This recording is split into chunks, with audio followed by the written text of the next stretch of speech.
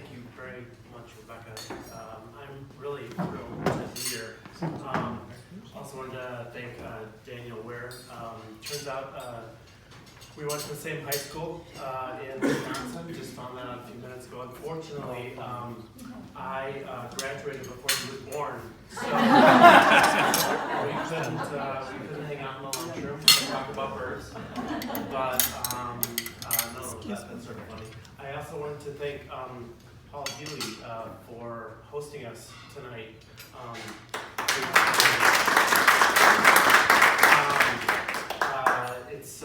I was reading his bio earlier, and I'm just like completely blown away by what he's achieved. And I mean, who studies like environmental aspects of the demilitarized zone in the Korean Peninsula? Like, I mean, who does that? You know, it's pretty amazing. And then being chairman of the board of the International Crane Society, so it's just it's an honor to meet you and to be in your presence. And also, I have to thank you for seating me at table 3, which is obviously the best table. So, thank you very much.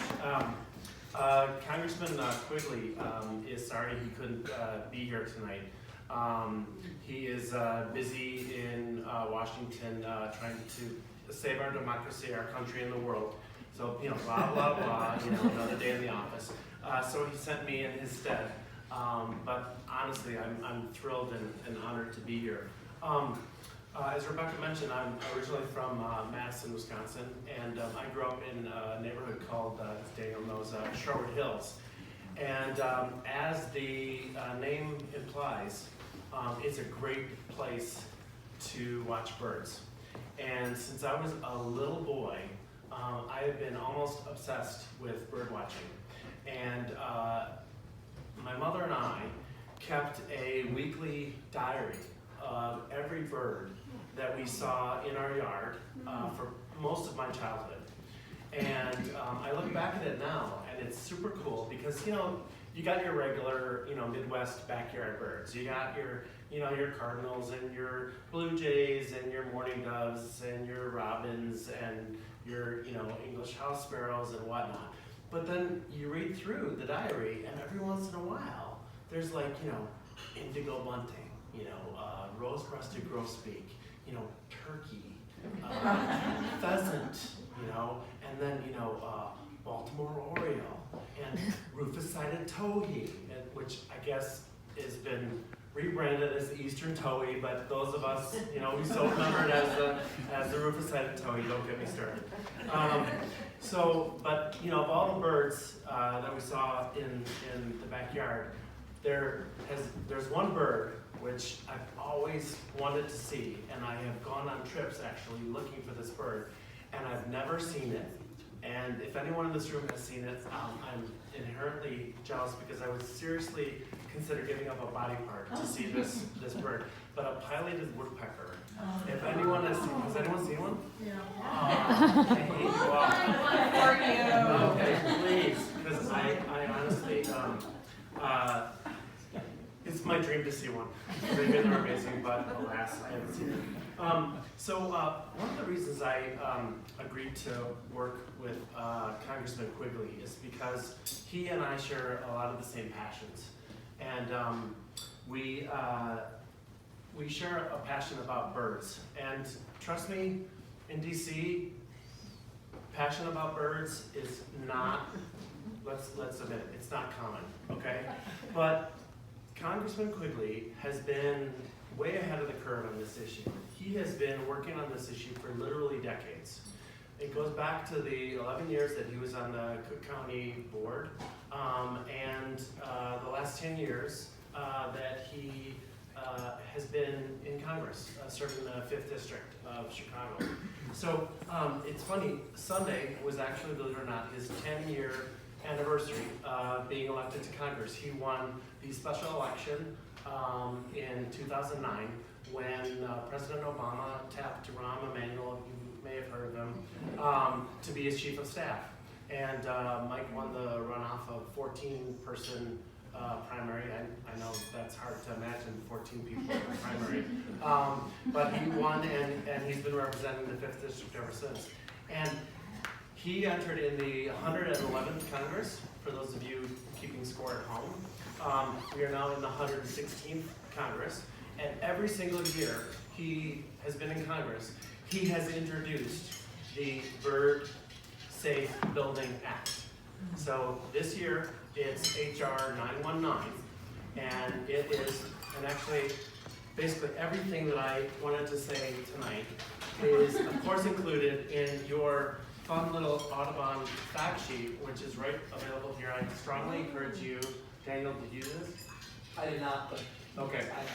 This is basically everything I was going to say, so I'm just going to wing it the rest of the thing, because this says it a lot better than I can.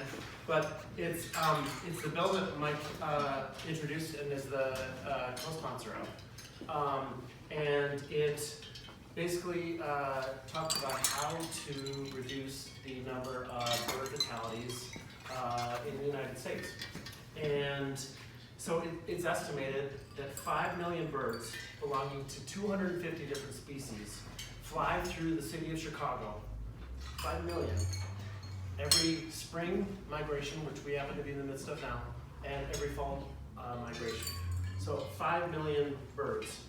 And unfortunately, according to the Cornell Lab of Ornithology, Chicago has the extremely dubious distinction of being the #1 city in the country for both, we're double winner, for both the spring and the fall migration in terms of bird fatalities. And it's horrible when you read that. And the reason why this is because Chicago is smack dab in the middle of the Western Hemisphere's one of the largest bird migration flyways in the whole Western Hemisphere. We are right on Lake Michigan, and we're right in the center of the country. So you've got birds that are literally flying from South America to the northern United States or Canada, and are incredibly distracted by what we have here in Chicago. What we have here in Chicago, unfortunately, is in addition to being right next to Lake Michigan, which is a cool spot, as we all know because we live here, we have really tall, brightly lit buildings that oftentimes are sheathed in clear glass, and these are very distracting to birds, especially when they're lit at night and you see furniture, plants, trees inside the glass, and they're brightly lit. Just totally confusing to birds, because they're trying to use the stars and the moon as their guiding, literally their guiding lights to get to where they need to go north of here.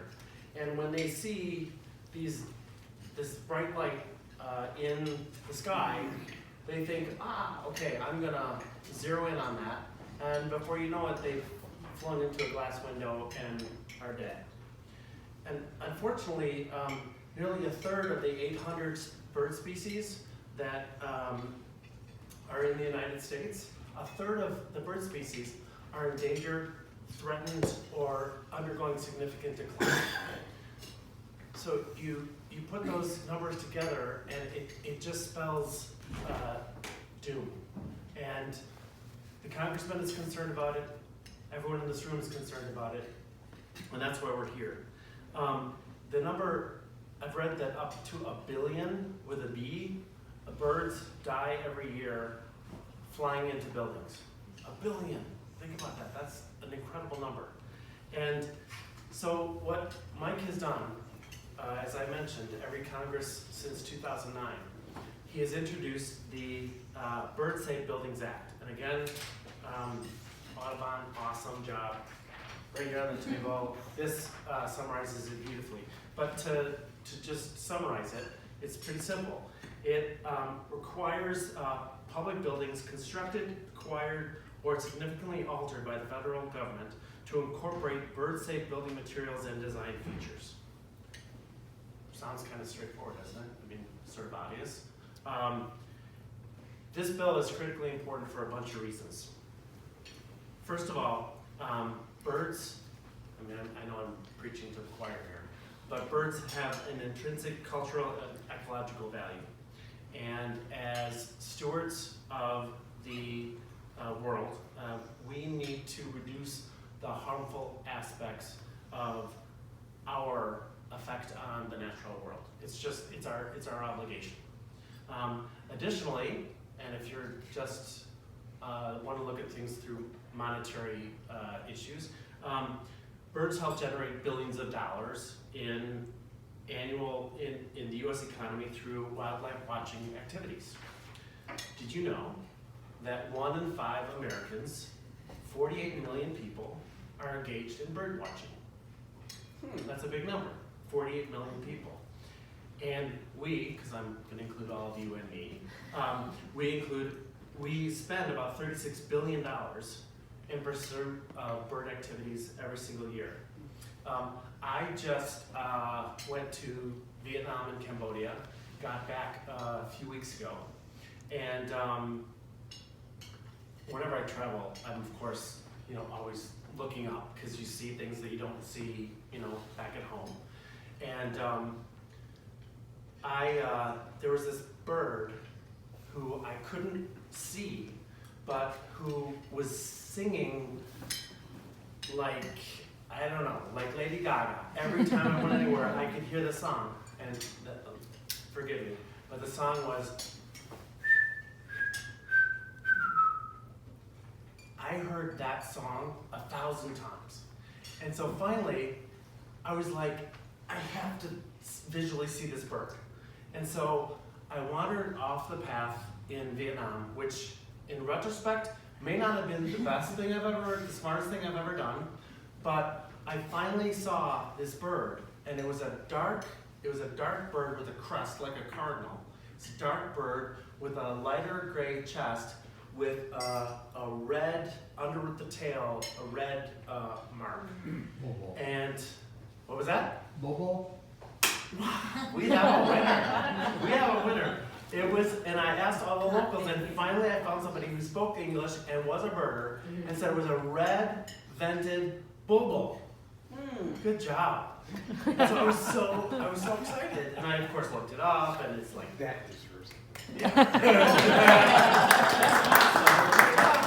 Good job. And of course, when I Googled it, the first thing that came up was the fact that it's an invasive species in Hawaii, and they're doing everything they can to kill it because it's like eating everything, and it's killing the natural orchid crop in Hawaii, so they're trying to kill it. But I'm like, oh my God, it's a beautiful bird, and B, its song is just, I was entranced by it. But unfortunately, if you go to Hawaii and see one, you're basically obligated to kill it. So anyway, but for all these reasons, it's really important that we work to get the Bird Safe Building Act passed, okay? And the Audubon Society and the Great Lakes region of the Audubon, we really need your help to build awareness as to how important this bill is and why we need to get it passed. And believe it or not, it's actually pretty low cost. It's a low cost proposal, okay? It just takes little things like putting film on glass, over glass windows, so that birds can see it, okay? Turning off lights at night or lowering blinds at night, especially in high rises. But it's not just high rises. As you may have read, the new Apple Store, a few blocks from here, has been brutal for birds because the glass entirely surrounds the building. The birds just can't see it, and they've got those huge trees in it. So the birds are like, oh cool, tree, I want to, and they're dead. So it's not just tall buildings, but a lot of times it is tall buildings because of the migratory birds. They're so high up in the air, they're just flying through, and they see the light, and they go for it. But it's also, even before a building is built, considering migration routes when an architect is getting involved and building the building from ground up. So these changes can literally save billions of birds' lives. And I just want to say that because of your help, this issue, I don't know if you saw it, I was astounded, but this past Sunday, New York, the Chicago Tribune, front page article right here. Studies skyline lethal to birds in migration. I brought it here. He was in the Minneapolis Star Tribune as well. Yeah. Ran in all the Midwest papers. We need, I mean, this Minneapolis is also was right up there too. yeah. So this is what we need. We need the public to be aware of what is going on. And, imagine if we could get, cities, especially Chicago, imagine if we could raise awareness enough so that all of a sudden, between, let's say, March and May, we could say, hey, City of Chicago, hey, Twin Cities, guess what? The birds are flying through right now. Everybody, lights out. Lights out. In the high rises, in the skyscrapers, in all the buildings that are sheathed in glass, lights out. We've got friends coming through going north, and then in the fall, same thing. Hey, everybody, lights out. Friends are flying south to South America, Central America, Mexico, whatever it is. And so, with your help, we can support Mike in what he's doing and get HR 919 passed, because it's really important. And I know, again, I'm preaching to the choir here, but I just wanted to thank you all for enabling my colleague Johnny and I to come here tonight. It's been a pleasure. And thank you for all the amazing work that you do. Thank you.